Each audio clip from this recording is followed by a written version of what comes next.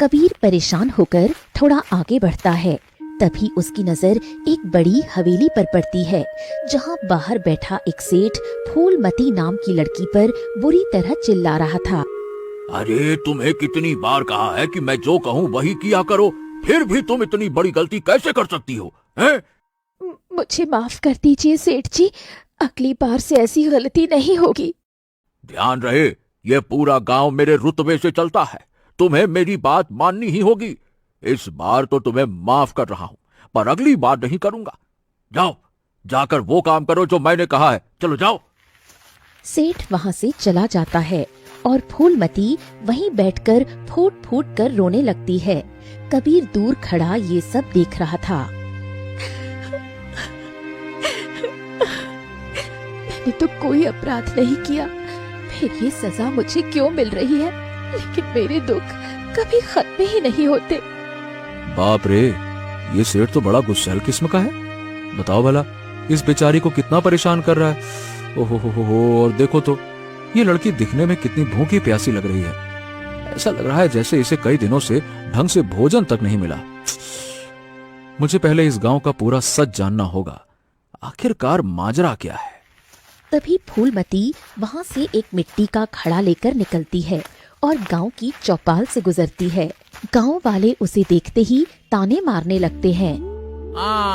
देखो देखो देखो देखो भैया, यही वो लड़की जा रही है। इसी की वजह से हम सब गांव वाले उस शाम वहाँ से अदृश्य होकर यहाँ आकर फंस चुके हैं। देखो इसको, करमजली कहें कि।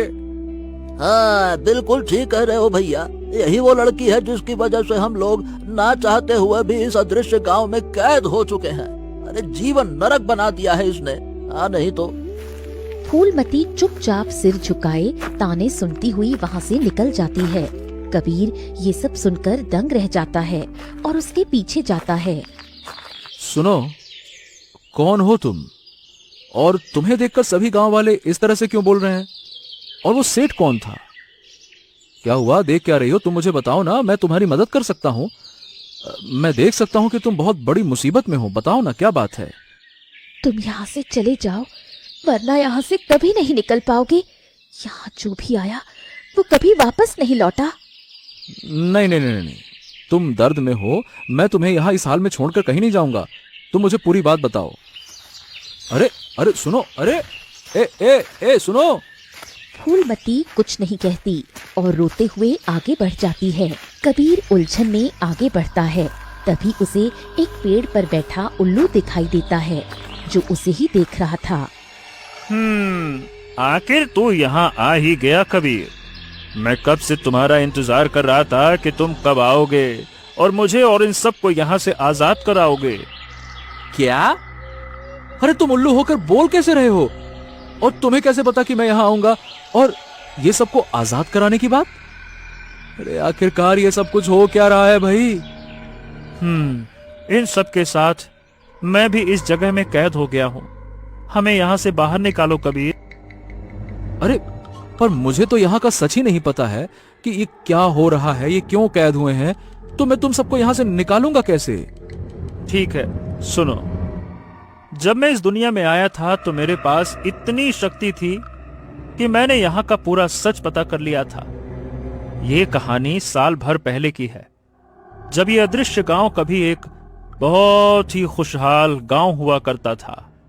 सीतापुर गांव में चंपा और फूलमती नाम की दो सगी बहनें रहा करती थीं।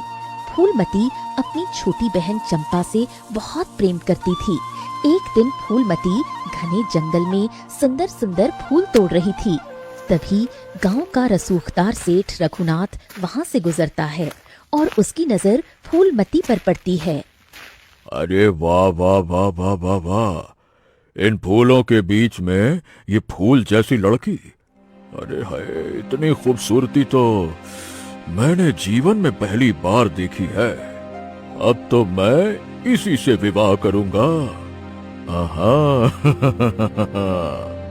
फिर सेठ रघुनाथ मन ही मन योजना बनाकर मुस्कुराते हुए गांव की चौपाल पर पहुंचता है। उसे इतना खुश देखकर गांव वाले हैरान रह जाते हैं। क्या बात है सेठ जी, आज आप बहुत ही मन मुस्कुरा रहे हैं। कोई खास बात है क्या? सुनो सभी गांव वाले, ध्यान से सुनो। हमारे गांव की वो लड़की जो फूल बेचती है, फूलमती, आज मैंने उसे करीब से देखा और मैंने तय कर लिया है कि मैं उससे विवाह करूंगा। आने वाली चतुर्दशी के दिन तुम सभी मेरे विवाह के स्थान पर उपस्थित हो जाना। ये तो बहुत ही सुनहरा मौका है सेठ जी, हम जरूर आएंगे। बहुत बढ़िया, बहुत बढ़िया। सेठ रघुनाथ के जाने के बाद एक गांव वाला फूलमती के घर जाता है और जोर जोर से दरवाजा पीटने लगता है। अरे ये क्या काका, आप इतनी घबराहट में मेरे घर का दरवाजा क्यों पीट रहे हैं? अरे फूलमती, तुम यहाँ अनजान बैठी हुई हो और वहाँ सेठ रघुनाथ तुमसे विवाह करने के सपने देख रहा है। उसने पूरे गांव के सामने ऐलान कर दिया है कि आने वाली चतुर्दशी को वो तुमसे विवाह करेगा। Subscribe to channel